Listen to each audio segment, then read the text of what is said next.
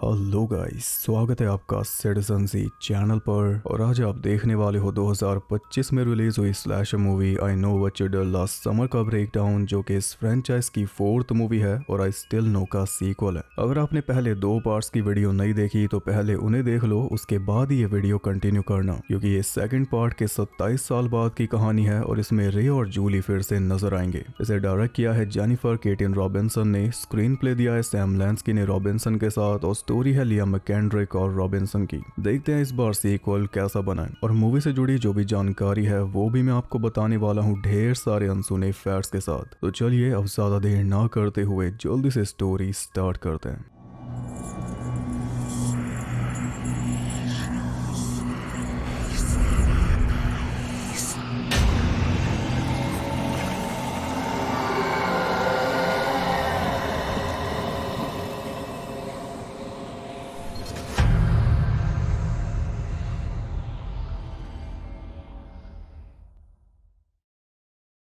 Movie start होती है second part के इवेंट्स के 27 साल बाद 4 जुलाई के दिन साउथपोर्ट सिटी में। सेम दिन सेम जगह जिसमें ओरिजिनल मूवी स्टार्ट हुई थी, और इसे ओपन भी सेम वैसे ही किया गया है समंदर दिखाकर। बस ओरिजिनल में शाम थी और इसमें सुबह है। हाँ, तो 4 जुलाई को एवा ब्रुक्स वापस अपने होम टाउन साउथपोर्ट में आई है अपनी बेस्ट फ्रेंड डेनिका रिचर्ड्स की एंगेजमेंट पार्टी अटेंड करने। डेनिका की एंगेजमेंट हो रही है टेडी स्पेंसर से, जिसके डैड ग्रैंट स्पेंसर टाउन के सबसे बड़े पॉलिटिशियन है। पार्टी में एवा को मिलता है उसका एक्स बॉयफ्रेंड मिलो ग्रिफिन, जो कि एवा की तरह ही टाउन में वापस आया है अपने दोस्त टेडी के लिए। हाई स्कूल में इन चारों का ग्रुप हुआ करता था, पर बाद में सब अपने अपने रास्ते चले गए। अब जाकर दोबारा मिल रहे हैं। ये ग्रुप सेम वही ओरिजिनल वाले ग्रुप जैसा है। टैडी है बैरी, डेनिका है हेलन, मिलो है रे और एवा है जूली। डेनिका तो हेलन की तरह ही ब्यूटी क्वीन भी रह चुकी है। यहाँ पे देखो सेरेमनी के लिए लिखा क्या है, Danica and Teddy get hooked.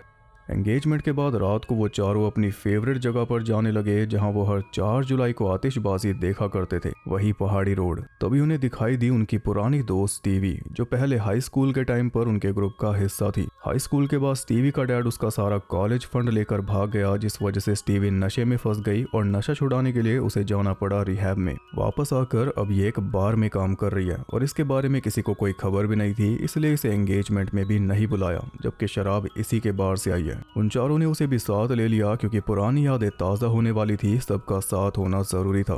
रास्ते में टैडी शराब पीता जा रहा था, तभी एकदम से उसने कार रुकवा दी। ऐसा लगा जैसे कार ने किसी को कुचल दिया, लेकिन ये बस टैडी का मजाक था। फिर वो सब अपने स्पॉट पर पहुंचे, जहां पर टैडी बीच सड़क में खड़ा होकर एंजॉय करने लगा। सामने से एक कार आ रही थी, फिर भी वो हटा नहीं। उसे लगा कार उसे देख के रुक जाएगी, लेकिन ऐसा हुआ नहीं। वो तो सही टाइम पे मिलो ने उसे बचा लिया, वरना प्लेन हो जाता। सब उस पर गुस्सा कर रहे थे, लेकिन वो अब भी रोड पे ही था। बस तभी एक ट्रक आया जो उसे बचाने के चक्कर में क्रैश होकर क्लिफ पे अटक गया। टैडी की मस्ती महंगी पड़ गई। ड्राइवर अब भी जिंदा था, तो वो उसे बचाने की कोशिश में लग गए, लेकिन ट्रक धीरे धीरे खिसक रहा था। आखिर में सारी कोशिश फेल रही, क्योंकि ट्रक क्लिफ से नीचे जा गिरा, लेकिन ड्राइवर बचने के लिए डेस्परेट था। गिरने से पहले उसने हाथ से ही विंडो तोड़कर टैडी को पकड़ लिया था, जिस वजह से टैडी की शर्ट भी उसके साथ ही चली गई। हादसा तो हो गया, अब करे क्या। यहाँ पे सबकी वही अलग अलग राय, लेकिन एक काम उन्होंने सबसे पहले किया, वो था इमरजेंसी नंबर पे कॉल, जिससे पुलिस और एम्बुलेंस आ जाएंगी। उसके बाद वो सोचने लगे कि आगे क्या किया जाए। स्टीवी का कहना था कि हमें नीचे जाकर देखना चाहिए, वो आदमी अभी जिंदा हो सकता है और हमारे एक स्टेप से उसकी जान बच सकती है, लेकिन हर कोई उससे सहमत नहीं था। डेनिका का कहना था कि ऐसे हादसे तो होते रहते हैं इस रोड पे, लेकिन ये कोई हादसा नहीं है, ये जो भी हुआ है टैडी की वजह से हुआ है, और स्टीवी को डर है कि उसकी वजह से सब फंसेंगे। एवा कह रही थी कि पुलिस के आने तक हमें रुकना चाहिए, पर टैडी बोला कि हमें निकलना होगा, हम सीधा पुलिस स्टेशन जाकर अपना बयान दे देंगे, लेकिन यहाँ से चलो। टैडी की बात से सहमत होकर वो सब वहाँ से निकल गए। हालांकि एवा सहमत नहीं थी, लेकिन उसे भी साथ में जाना ही पड़ा। रास्ते में उन्हें एम्बुलेंस वगैरह भी आती हुई दिख गई, यानी टाइम पे फोन करके उन्होंने ठीक किया। लेकिन अब पुलिस स्टेशन जाने के बजाय डेनिका ने कार मोड़ ली घर की तरफ, ताकि किसी को पता ही ना चले कि ये उस रोड पर मौजूद थे। बाकी सब टैडी का डैड संभाल लेगा, जो कॉल इनकी तरफ से गई उसके भी रिकॉर्ड्स मिटा देगा। इन पे कोई दोष नहीं लगने वाला, जिससे इनकी लाइफ भी खराब नहीं होगी, लेकिन बोझ तो रहने वाला है सबके दिल पे। और बोझ रख के जीने से लाइफ में कैसा बदलाव आता है वो हमने पहले भी देखा था और अब भी दोबारा देखेंगे। उन सब ने वही कसम खाई कि हम इस हादसे के बारे में कभी किसी को नहीं बताएंगे। उसके बाद सब अपने अपने रास्ते चल दिए। रमाते हैं सीधा 1 साल आगे, जब एवा दोबारा अपने टाउन में आई है, दोबारा से डैनिका की एंगेजमेंट में शामिल होने, जो इस बार किसी और लड़के से हो रही है, क्योंकि उस रात के बाद से सब कुछ बदल गया था। टेडी और डैनिका भी एक साथ नहीं रह पाए। माइलो भी दोबारा आया है और वही एवा को लेने पहुंचा। एवा को फ्लाइट में टाइलर नाम की लड़की मिली थी, जो अब उसी के साथ उसके टाउन में जा रही है 1997 में हुई किलिंग्स के ऊपर जानकारी जमा करने, जो बेन विलिस ने की थी, क्योंकि टाइलर एक ट्रू क्राइम पॉडकास्ट चलाती है। टाइलर को टाउन में छोड़ के वो दोनों डैनिका की पार्टी में पहुंचे तो दोनों ही स्टीवी को देखकर हैरान रह गए। स्टीवी का पूरा रंग रूप बदला हुआ था, क्योंकि पिछले 1 साल से वो डैनिका की खास बन चुकी है, और क्योंकि डैनिका अमीर है इसलिए स्टीवी का भी ग्लो अप हो गया। इस बार डैनिका की एंगेजमेंट हो रही है वाइट से, और इस एंगेजमेंट में टेडी को बुलाया नहीं गया। डैनिका जब सबके सामने अपने गिफ्ट्स खोल रही थी तो एक गिफ्ट में से एक कार्ड निकला, जिसके ऊपर लिखा हुआ था I know what you did last summer, यानी कोई इनके कारनामे के बारे में जानता है और अब वो इन सबको नहीं छोड़ने वाला, 4 जुलाई तक सबको निपटाई देगा। कार्ड पढ़ के डैनिका के चेहरे का रंग उड़ चुका था। उसने सभी दोस्तों को साइड में बुलाया और उन्हें कार्ड दिखाकर बोली कि मुझे यकीन नहीं हो रहा टेडी इस हद तक गिर चुका है। डैनिका को सीधा टेडी के ऊपर शक है, जबकि बाकी लोग और भी पॉसिबिलिटीज जोड़ के चल रहे हैं। इनके अलावा सिर्फ टेडी के डैड को पता है, और अगर टेडी के डैड ने पुलिस चीफ को बताया होगा तो उसे भी। लेकिन इन सब के अलावा कोई उस ड्राइवर की साइड का भी तो हो सकता है। जो ड्राइवर उस रात ट्रक में मरा था उसका नाम था सैम कूपर, लेकिन उसकी फैमिली में कोई भी नहीं था। इसलिए डैनिका को छोड़कर बाकी तीनों सीधा टेडी के पास पहुंच गए, जो कि अब एक बोट पर रहता है। उन्होंने टेडी को वो कार्ड दिखाया और कार्ड देख के टेडी खुद घबरा गया, क्योंकि उस हादसे के बाद से उसका मेंटल पीस खत्म हो चुका है। उसे ये सब झंझट चाहिए ही नहीं, इसलिए उसने तीनों को वहां से भगा दिया, ये बोलकर कि ये कार्ड डैनिका को मिला है तो उसकी प्रॉब्लम है, मेरा इससे कोई लेना देना नहीं, ना ही डैनिका से। फिर रात में डैनिका बाथटब में थी और वाइट नीचे शराब पी रहा था। तभी बाहर से किसी ने स्पेयर गन मारी, जो लगी सीधा वाइट के कंधे में। कोई वाइट को बाहर खींचना चाह रहा था, लेकिन वो जोर लगाकर फ्री हो गया, हालांकि बचा फिर भी नहीं। दोबारा स्पेयर गन मारी उसके पेट में, और मारने वाला था फिशरमैन, जिसने अंदर आकर हुक से वाइट की कहानी खत्म कर दी। जब डैनिका नीचे आई तो उसे वाइट की लाश मिली और पीछे उसके खून से लिखा हुआ था you can't erase the past. इसका एक मतलब तो वही है जो इन्होंने हादसे को मिटा दिया, पर दूसरा मतलब इसकी शादी को लेकर है। ये नए लड़के से शादी करने जा रही थी। यानी इस मैसेज के बाद डैनिका का शक टेडी के ऊपर और बढ़ना चाहिए। जब डैनिका पुलिस स्टेशन पहुंची तो वहां पे सारे दोस्त जमा हुए, इंक्लूडिंग टेडी और टेडी का डैड भी। अगले दिन सब दोस्त मिलकर फिगर आउट करने लगे कि आखिर ये काम किसका हो सकता है। एक शक उनका टाइलर के ऊपर भी गया, जो इस शहर में फिशरमैन के बारे में ही पता करने आई है, और उसके पॉडकास्ट से उन्हें पता चला कि सालों पहले इस शहर में जो किलिंग्स हुई थी उनकी शुरुआत भी एक नोट से हुई थी, जैसा डैनिका को मिला है। कमाल की बात यह है कि टाइलर को उन किलिंग्स की इतनी जानकारी है, पर सेम शहर में रहते हुए इन लोगों को नहीं है, क्योंकि टेडी के डैड ने वो सारी जानकारी इरेज करवा दी टाउन की छवि बदलने के लिए। इसलिए आज के बच्चे उस मैसेकर के बारे में नहीं जानते।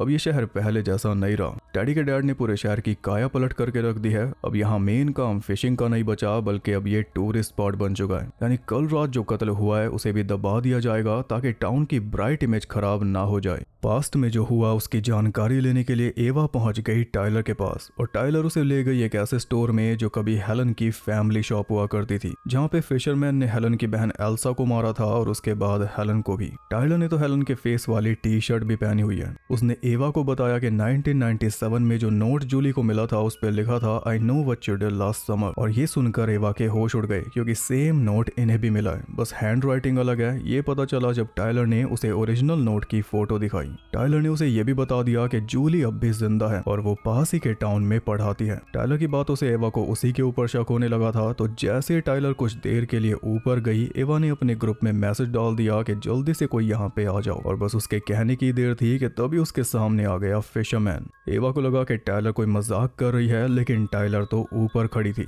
फिशरमैन ने एवा के ऊपर अटैक कर दिया, लेकिन एवा ने उल्टा चाकू उठाकर उसी के हाथ पे कट मार के उसे भगा दिया। उसके जाते टाइलर एवा के पास आ गई, पर तभी ऊपर से एक पिंजरा गिरा और एवा उसमें फंस गई। टाइलर हेल्प लाने के लिए भागी, और यहाँ पे रिक्रिएट हुआ वही ओरिजिनल वाला एपिक चेस सीक्वेंस, जब हेलन भाग रही थी स्टोर में। हेलन भी सेम ऐसे रोप एलिवेटर के सहारे ऊपर चढ़ी थी, और वो तो शॉप से बाहर भी निकल गई थी, लेकिन टाइलर नहीं निकल पाई। फिशरमैन ने उसे खत्म कर डाला, और वो बोलती रह गई कि मैं तो आपकी फैन हूँ। मरते मरते उसने फिशरमैन का चेहरा भी देख लिया, और उसके हाव भाव से पता चला कि चेहरा उसने पहचान लिया था। इतने में एवा भी पिंजरे से निकल चुकी थी, और बाहर स्टीवी उसे उसे बचाने आ गई थी तो दोनों बस जान बचा के जा ही रही थी कि तभी टायलर की लाश उनके सामने लटक गई। 2 दिनों में एक और जान चली गई, लेकिन पुलिस अब भी सारा मामला दबा रही थी टेडी के डैड के कहने पर। पुलिस से तो कोई मदद नहीं मिलने वाली, इसलिए एवा पहुंच गई जूली के पास, जो कि अपनी क्लास में ट्रॉमा के बारे में पढ़ा रही थी। इससे अच्छा भला कौन जानता है। एवा ने उसे सारी बात बताई तो वो एवा को अपने घर ले गई, जहाँ पे दोस्तों की फोटोज उसने आज भी रखी हुई है,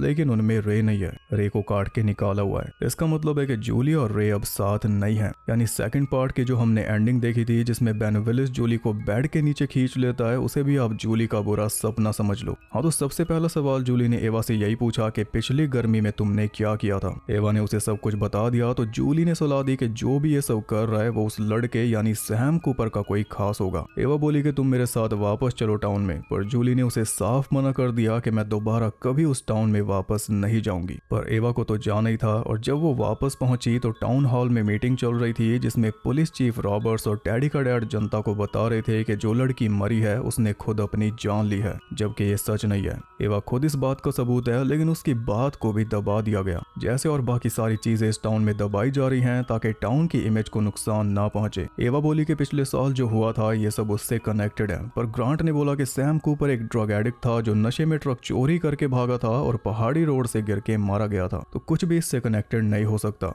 एवा समझ चुकी थी कि उनकी कोई नहीं सुनने वाला। तभी वहां पे आ गया रे, जिसने ग्रांट को बोला कि इस मामले को दबाने के बजाय इसे सॉल्व कर, वरना कई लाशें बिछेंगी। ग्रांट बोला कि हम अपना काम कर रहे हैं और अगर किसी को कोई हेल्प चाहिए तो पेस्टर जूडा गिलेस्पी के पास चर्च में जा सकता है। ये ओरिजिनल मूवी के डायरेक्टर जिम गिलेस्पी के नाम का रेफरेंस है। मीटिंग खत्म हुई और रे पहुंच गया अपने बार में। अब ये फिशरमैन नहीं रहा, अब बार का ओनर है और स्टीवी इसी के बार में काम करती है। जैसा कि आप देख सकते हो अपनी बोट को ये आज भी नहीं भूला। बार के अंदर इसने बिली ब्लू का बोर्ड लगा रखा है जो इसकी बोट का नाम था। पूरा ग्रुप उससे मिलने पहुंचा, तब एवा को पता चला कि रे जूली का एक्स हस्बैंड है। तो एवा ने रे को बता दिया कि मैं जूली के पास भी गई थी और उसने मुझे ये सलाह दी है कि कातिल सैम कूपर का कोई खास होगा। डैडी बोला कि इतनी चिंता करने की क्या जरूरत है, मेरी बोट लेकर सीधा बहामास निकल जाते हैं। पर रे ने उसे सलाह दी कि ऐसा ना ही करो तो ठीक होगा, क्योंकि रे तो खुद बोट लेकर बहामास गया था जूली को बचाने। सेकंड पार्ट में रे ने उन्हें बड़े काम की सलाह दी। ग्रांट ने अभी बताया कि सैम कूपर किसी और का ट्रक चुरा कर भागा था,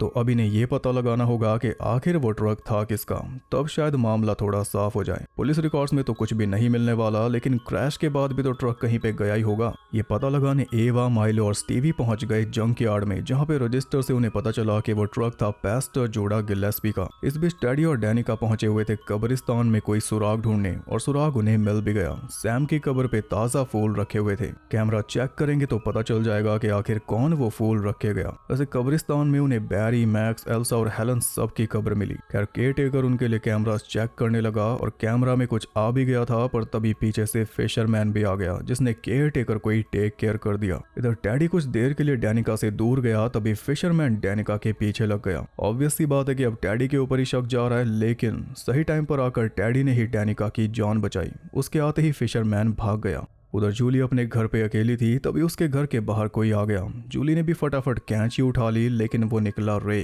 वो जूली से ये शिकायत करने आया था कि तूने एवा को गलत सलाह क्यों दी। इस बात को लेकर दोनों झगड़ने लगे कि तभी जूली के पास एवा का फोन आ गया और रे के पास स्टीवी का, यही बताने के लिए कि उन्हें क्या कुछ पता लगा। वो पांचों टैडी के घर पे जमा हुए थे, क्योंकि ये रात अकेले बिताना खतरे से खाली नहीं। लेकिन स्टीवी के पास चॉइस नहीं है, उसे बार में जाना ही होगा, इसलिए वो तो चली गई। बचे दो एक्स कपल्स, दोनों अपने अपने रूम्स में कार्रवाई करने लगे, पर बीच में ही माइलो नीचे आ गया और बस तभी फिशरमैन के हत्थे चढ़ गया। फिशरमैन ने रस्सी से उसका गला घोट के उसे कार में डाला और फिर एवा के सामने ही कार लेकर निकल गया, ताकि एवा को ऐसा लगे कि माइलो उससे दूर भाग गया। जरा भी शक ना रहे, इसके लिए उसने माइलो के फोन से एवा के पास मैसेज भी कर दिया। अगली सुबह एवा और डैनिका पहुंचे चर्च में पेस्टर जूडा और सैम के बीच का कनेक्शन पता करने। जूडा चर्च में था नहीं, इसलिए वॉशरूम जाने के बहाने डैनिका पहुंच गई उसके ऑफिस में, जहां पे उसे एक नोटबुक में सैम और जूडा की फोटो साथ में मिल गई। अब इससे पहले कि डैनिका वहां से निकल पाती, वहां पे जूडा आ गया। तब जल्दी से दिमाग चलाते हुए डैनिका अलमारी में छुप गई। फिर चर्च से निकलकर दोनों पहुंची सीधा पुलिस चीफ के पास और बोली कि ये सब जूडा कर रहा है। लेकिन कोई एक्शन लेने के बजाय चीफ ने ग्रांट के पास फोन मिला दिया और ग्रांट के कहने पर उल्टा उन दोनों दोनों को ही वहाँ पे लॉक कर दिया। इस बीच टैडी पहुंचा जिम में, जैसे बैरी पहुंचा था ओरिजिनल में, और जिम में टैडी को ग्लास पे लिखा हुआ मिला यू आर नेक्स्ट, सेम वैसे ही जैसे जूली को लिखा मिला था ओरिजिनल की एंडिंग में। आज 4 जुलाई है, आज बहुत कुछ होने वाला है। टैडी को धमकी मिल चुकी थी, इसलिए रात को वो अपने घर में ही था, अपने डैड और मॉम के साथ, लेकिन घर इतना बड़ा है कि कौन कहाँ पर है किसी को पता ही नहीं। तो अचानक से टैडी के ऊपर भी अटैक हो गया, जिसमें टैडी ने भी अच्छी खासी धुलाई की, लेकिन आखिर में उसकी बुरी हालत हो गई। डैड को बुला रहा था पर डैड ने सुना ही नहीं। मॉम सामने खड़ी थी लेकिन अपने फोन पे बिजी थी। बस इसी के चलते टैडी अपने घर के आंगन में ही मारा गया। जब तक डैड घर से बाहर निकला तब तक देर हो चुकी थी डैड के लिए, क्योंकि लगे हाथ फिशरमैन ने उसे भी मार डाला। उधर डैनिका पुलिस स्टेशन में ही सो चुकी थी, तो वहां पे उसे आता एक सपना, जिसमें उसे दिखाई देती है हेलन हाथ में हुक पकड़े हुए, और ऊपर लिखी थी वही वार्निंग। हेलन का भी कैमियो करवा ही लिया, सीजीआई का यूज करके उसका चेहरा भी बिगाड़ दिया, और तभी डैनिका जाग गई। पुलिस स्टेशन में खलबली मची हुई थी, क्योंकि शहर के सबसे बड़े पॉलिटिशियन और उसके बेटे की बॉडी लटकी हुई मिली है। डैनिका का दूसरा मंगेतर भी गया, टेक्निकली पहला। एवा, डैनिका और स्टीवी तीनों जमा हुए तो रे ने उन्हें सलाह दी कि बोट लेकर यहाँ से निकल जाओ। पहले क्यों मना किया था फिर? टैडी बेचारा बच ही जाता, क्या पता। उन तीनों को वहीं पे माइलो की कार मिल गई, और कार के अंदर माइलो की बॉडी भी, जिसे देखकर तीनों मिनट से पहले बोट लेकर निकल पड़ी। इतने में पुलिस चर्च में पहुंच चुकी थी जूडा को पकड़ने के लिए, लेकिन जूडा तो पहले ही पकड़ा गया, वो भी कब का मर चुका था। चर्च में पुलिस को एक फोटो मिली जिसमें जूडा के साथ सैम था, और सैम के साथ थी स्टीवी। स्टीवी ही सैम की खास है, यानी वही फिशरमैन बन के सब कुछ कर रही है। उसने अपना फेस रिवील भी कर दिया कॉस्ट्यूम में। ये सब करने का रीजन उसने बताया कि सैम उसका तब दोस्त बना था जब वो रिहैब में गई थी। जब ये सारे फर्जी दोस्त टीवी से दूर जा चुके थे, तब सैम ने ही उसे सहारा दिया था, और उस रात सैम स्टीवी को ही लेने आया था जब क्रैश में मारा गया था। ये बात स्टीवी को बाद में जाके पता चली थी। तभी से ये इन सब को ही उसकी मौत का दोषी मानने लगी, लेकिन इन सब में ये खुद भी तो शामिल थी। बोली कि मैं तो कह रही थी नीचे जाने के लिए, और मुझे क्या पता था डैनिका पुलिस स्टेशन जाने के बजाय घर ले जाएगी हमें, यानी मेरी कोई गलती नहीं है।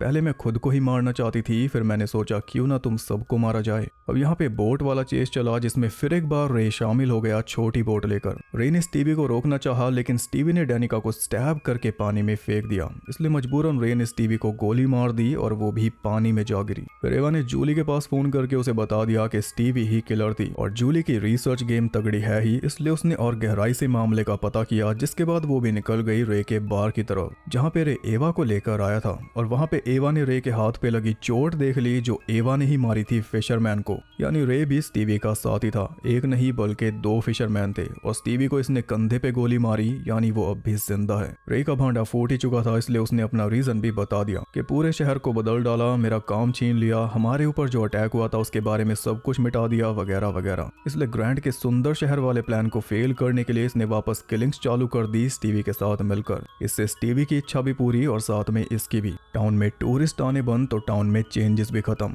ये इसका रीजन है, जो उसी बेन विलिस वाले ट्रॉमा से इंस्पायर्ड है। जो इसे मारना चाह रहा था, इसने उसी से इंस्पिरेशन ले ली। अब वो एवा को मारने की कोशिश में लगा हुआ था कि तभी वहां पे जूली पहुंच गई, जिससे रे के लिए और अच्छा हो गया, क्योंकि अब वो सारा इल्जाम जूली के ऊपर डाल देगा, एवा के साथ जूली को भी मारकर। और वैसे स्टीवी एवा को मारना नहीं चाहती थी, क्योंकि उस रात सिर्फ एवा ने ही सही बात बोली थी। खैर रे की बातें सुनकर जूली ने फिर वही आइकॉनिक लाइंस रिपीट कर दी। What are you waiting for, huh?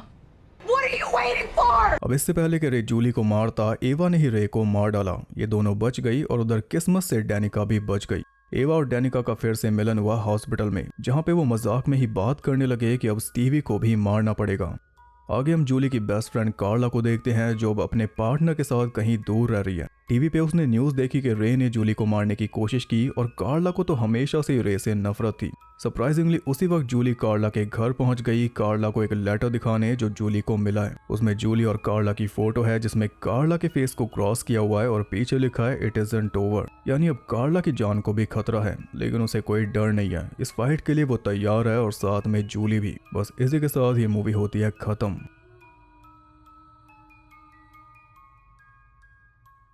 अगले सीक्वल का रास्ता हमें दिखा दिया गया। दो बेस्टीज के ग्रुप बनेंगे, एक जूली और कार्ला, दूसरा एवा और डैनिका। उसमें भी 2 या 2 से ज्यादा फिशरमैन दिखाए जा सकते हैं, पर सीक्वल ना ही बनाए तो अच्छा है, क्योंकि सीक्वल्स में ये फ्रेंचाइज काफी वीक है। ये वाला सीक्वल भी कुछ खास नहीं है, बल्कि इसमें तो रे को ही विलन बना दिया। पहले पार्ट में वो सॉफ्ट लड़का था, सेकंड में एकदम से हार्डकोर हीरो बन गया, जिसने टूटी फूटी हालत में तूफान में समंदर पार करके जूली की जान बचाई थी, और इस पार्ट में वो खुद जूली को मारना चाह रहा था। कमाल की कैरेक्टर आर्क रही। बहुत से लोग रे को विलन बनाने से नाराज होंगे, पर बाकी पूरी कहानी कौन सा इतनी दमदार थी जो फर्क पड़ना चाहिए। ना तो उतना थ्रिल बना पाए, ना ही सस्पेंस। इसे भी इसके कजन स्क्रीम वाला ही ट्रीटमेंट दिया गया, एक लेगेसी सीक्वल सेम नाम वाला जिसमें ओरिजिनल कैरेक्टर्स वापस आएंगे नए कैरेक्टर के साथ। और स्क्रीम ने खुद ये ट्रीटमेंट लिया था हैलोवीन से, इनकी पेरेंट मूवी। तो इनका रिश्ता आज भी ऐसे ही सर्कल में चल रहा है। हैलोवीन ने जो ये लेगेसी सीक्वल वाला ट्रीटमेंट दिया था वो बहुत अच्छा था, एटलीस्ट पहली मूवी में। और स्क्रीम ने जो दिया वो भी पहली मूवी तक अच्छा रहा, पर जो इस मूवी ने दिया है वो तो पहला भी अच्छा नहीं दिया। तो आगे क्यों मेहनत करनी। अगर इस फ्रेंचाइज को आगे बढ़ाना है तो सिर्फ रीबूट ही एक ऑप्शन है, क्योंकि इसकी कहानी ऐसी है ही नहीं कि आप उसमें से मल्टीपल सीक्वल्स निकाल लो। और आपको बता दूं कि ये जो लेगेसी सीक्वल्स हैलोवीन से फेमस हुए, ये सालों पहले टेक्सास चेनसो फ्रेंचाइज में हो चुका था। वो भी दिशा देती रहती है स्लैशर्स को, चाहे रीमेक रिवाइवल हो या रीक्वल रिवाइवल। और कुल मिला के बात यह है कि इस सीक्वल को देखने के बाद मेरे मन में 2006 वाली मूवी के लिए इज्जत बढ़ गई। अब बात करते हैं इंटरेस्टिंग फैक्ट्स के बारे में। $18 मिलियन के बजट में इसने कमाए $64 मिलियन, पूरी फ्रेंचाइज में सबसे कम थिएट्रिकल रिलीज के हिसाब से। और ये इस फ्रेंचाइज की सबसे लंबी मूवी है। पहली मूवी जिसमें 2 फिशरमैन दिखाए गए और पहली मूवी जिसमें फीमेल फिशरमैन दिखाई दी। फ्रेंचाइज की पहली मूवी जो जुलाई में रिलीज हुई, वरना सारी मूवीज जुलाई में ही बेस्ड हैं, लेकिन जुलाई में रिलीज नहीं हुई। इस फ्रेंचाइज की तीसरी एंट्री जो यूएसए से बाहर शूट हुई। जब जेनिफर लव ह्यूट को पता चला कि एक नया सीक्वल बन रहा है तो वो पहले से ही घबरा गई, क्योंकि उन्हें पता था कि उन्हें जरूर अप्रोच किया जाएगा। और वो वापस नहीं आना चाहती थी, क्योंकि उन्हें डर था कि लोग उन्हें उनकी एज को लेकर ट्रोल करेंगे। और शर्मनाक बात यह है कि उनका डर एकदम सच साबित हुआ। लोगों ने बहुत मजाक बनाया बिना बात के कि ऐसी दिख रही है, वैसी दिख रही है, तो क्या 46 की एज में भी 18 की दिखेगी। जेनिफर से बहुत ज्यादा बातचीत की गई वापस आने के लिए, तब जाके जेनिफर ने कंसिडर किया और पहले बोल दिया कि अगर 5 मिनट का रोल दोगे तो मैं नहीं आऊंगी। और एक शर्त ये भी रखी कि जूली नहीं मरेगी। दोनों शर्तें मान ली गई, इसलिए जेनिफर वापस आ गई। 13 दिसंबर 2024 को उन्होंने इंस्टाग्राम पे अनाउंस की थी ये बात, और फ्रेडी प्रिंस जूनियर ने सितंबर में ही कर दी थी। 27 साल बाद जेनिफर ने किसी हॉरर मूवी में काम किया है, जो कि उनकी तीसरी हॉरर मूवी है। इससे पहले की दोनों भी इसी फ्रेंचाइज की ही मूवीज हैं। जेनिफर को स्क्रीम क्वीन का टैग नहीं चाहिए था, इसलिए उन्होंने बड़ी बड़ी मूवीज ठुकरा दी थी, जैसे द रिंग, वैलेंटाइन, स्क्रीम 3 और डार्क वाटर। सारा मिशेल गैलर से भी बहुत ज्यादा बातचीत की जा रही थी, पर उन्होंने साफ मना कर दिया था, क्योंकि हेलन पहले पार्ट में ही मर गई थी। हेलन को वापस लाना यानी अपना मजाक उड़वाना। सारा ने मीडिया में भी बोल दिया था कि मैं वापस नहीं आ रही, वो मूवी के अंदर दिखेंगी, ये एक सरप्राइज था। लेकिन पर्दे के पीछे उनसे लगातार बात चलती रही, क्योंकि डायरेक्टर को उन्हें कैसे भी करके वापस लाना था। इसके लिए क्रेजी आइडियाज दिए थे, जैसे हेलन कभी मरी ही नहीं थी, वो कहीं दूर जाके छुप के रह रही थी। ये आइडिया सुनकर सारा ने बोला कि बोट में जो बर्फ के अंदर पड़ी थी वो कौन थी, उससे ज्यादा क्या मरा हुआ दिखाओगे किसी को। आखिर में ये ड्रीम सीक्वेंस प्लान करके उसके जरिए सारा को वापस लाया गया, और उसमें CGI से सारा के फेस को डीएच किया गया है, ताकि हेलन मरने से पहले जैसी दिखती थी वैसी दिखे। और ओरिजिनली वो सपना जूली को आने वाला था, लेकिन जेनिफर 911 की शूटिंग में बिजी थी और सारा अपने काम में बिजी थी। दोनों की डेट्स आपस में मिल नहीं रही थी, इसलिए सपना आ गया डैनिका को। और जो कब्रिस्तान वाला चेस सीन था वो भी जूली के लिए ही लिखा गया था। इंटरनेट पे एक बहस ये भी छिड़ गई थी कि जेनिफर और सारा के बीच कोई लड़ाई चल रही है। इस बात को क्लियर करने के लिए जेनिफर ने बताया कि जब ओरिजिनल मूवी आई थी उसके बाद से हम दोनों के बीच कभी कोई बात हुई ही नहीं, हम दोनों उसके बाद से टच में ही नहीं है, तो लड़ाई कैसे होगी। यानी ओरिजिनल मूवी में जो उन दोनों के कैरेक्टर के साथ हुआ था वही रियल लाइफ में हुआ। बेस्ट फ्रेंड्स का रिश्ता खत्म। कार्ला भी इस फिल्म में दिखाई देगी, ये भी एक सरप्राइज था। रे को फिशरमैन बना दिया गया, इस बात से फ्रेडी प्रिंस जूनियर खुश है। ये रोल करते टाइम उनकी एज 49 है, सेम एज जो ओरिजिनल मूवी करते टाइम म्यूस वॉटसन की थी। दोनों फिशरमैन सेम एज के। एवा और स्टीवी यानी चेस सुई वंडर्स और सारा पिजन दोनों बचपन की दोस्त हैं। दोनों ने पहले साथ में थिएटर किया था, उसके सालों बाद इस मूवी में दोनों फिर से मिली। एवा और डैनिका यानी चेस और मैडलिन क्लाइन दोनों ही पीट डेविडसन को डेट कर चुकी हैं। सोचा बता दूं, मैडलिन का जन्म 1997 में हुआ था जब ओरिजिनल मूवी रिलीज हुई थी, और जो टीवी सीरीज की लीड है मैडिसन एसमैन, उनका जन्म भी 1997 में ही हुआ था। एवा के रोल में पहले कमिला मेंडेस को कास्ट किया गया था, पर वो मूवी से बाहर निकल गई आने वाली movie masters of the universe के लिए। मूवी में एक पॉइंट पर टैडी अपने दोस्तों को कहता है कि स्कूबी-डू वाली बातें बंद करो। हस्बैंड वाइफ फ्रेडी और सारा दोनों ने स्कूबी-डू मूवी में काम किया था। इस फिल्म के प्रीमियर पे कास्ट और क्रू मेंबर्स को लबूबू डॉल दी गई थी फिशरमैन के कपड़ों में। ओरिजिनल फिल्म को लेकर एक बहस चली थी लोगों में कि हेलन को जिंदा बचना चाहिए था। इस मूवी के लिए भी ऑनलाइन कैंपेन चल गए थे कि डेनिका को जिंदा बचना चाहिए क्योंकि ब्लॉन्ड लड़की हमेशा मारी जाती है, लेकिन इस बार बच गई। बल्कि इस पूरी मूवी में सिर्फ एक ही लड़की मरी है, टाइलर। टाइलर का कैरेक्टर एकदम 2018 वाली हैलोवीन के टेम्पलेट वाला है, जिसे ट्रू क्राइम पॉडकास्ट के लिए इन्वेस्टिगेशन करनी है और उसी के चलते वो मारी जाती है, जैसे हैलोवीन में मरे थे माइकल के हाथों। दो फिशरमैन में से किसने किसको मारा ये पता करना बड़ा आसान है। वाइट को स्टीवी ने मारा, उसने एंड में कन्फेस किया। टाइलर को रे ने मारा, एवा ने उसके हाथ पे कट मारा था, उससे पता चला। और उस टाइम पर स्टीवी एवा को बचाने भी आई थी। कब्रिस्तान के केयर टेकर को स्टीवी ने मारा क्योंकि उसकी वजह से रिवील हो जाता कि कब्र में फूल चढ़ाने स्टीवी आई थी। और जब कब्रिस्तान में अटैक हुआ था उस टाइम पे रे जूली के घर पे गया हुआ था। स्टीवी ने अटैक किया था, इसलिए टैडी के आते ही वो भाग गई थी क्योंकि ताकत के मामले में टैडी उसे नुकसान पहुंचा देता, इसलिए जितनी भी हैवी किल्स थी वो सारी रे ने की। जैसे माइलो को भी रे ने मारा, गला घोटने में जो जोर लगा उससे पता चलता है। ऐसे टैडी और ग्रांट को भी रे नहीं मारा, जितना जोर लगा उससे साफ हो गया। स्टीवी के अंदर इतनी पावर नहीं थी, उसने स्मार्ट तरीके चुने लोगों को मारने के, जैसे कि स्पेयर गन। पेस्टर जूडा को स्टीवी नहीं मारा, उसने एडमिट कर लिया था लास्ट में। पार्टी में डेनिका को एक मरमेड का स्टैचू गिफ्ट मिला था और मरमेड की तरह ही वो डूबने के बाद भी बच गई। और जो माइलो है जोना होर किंग, वो डिज्नी की live action the little mermaid में दिखाई दिए थे। इस मूवी का बॉडी काउंट है 9। तो ये थे ढेर सारे अनसुने फैक्ट्स। आई होप आपको पसंद आए। वीडियो पसंद आए तो लाइक कर देना और कमेंट करके बताओ कि ये सीक्वल आपको कैसा लगा। पिछली दोनों मूवीज आप देख चुके हो, तो अगर सेकंड पार्ट से इसे कंपेयर किया जाए तो ज्यादा अच्छा इनमें से कौन सा है। ऐसे और इंटरेस्टिंग वीडियोस देखने के लिए चैनल को सब्सक्राइब करके बेल नोटिफिकेशन को ऑल पर सेट कर लो, ताकि नोटिफिकेशन टाइम से पहले सबके पास पहुंच जाए। और ज्यादा कनेक्टेड रहने के लिए आप मुझे इंस्टाग्राम पर फॉलो कर सकते हो, वहां पे आपको बहुत कुछ जानने के लिए मिल जाएगा और साथ ही बाकी जगहों पर भी, जिनके लिंक्स आपको मिल जाएंगे नीचे। तो मैं आपसे मिलूंगा इसके फाइनल पार्ट के साथ, तब तक के लिए सबको बाय।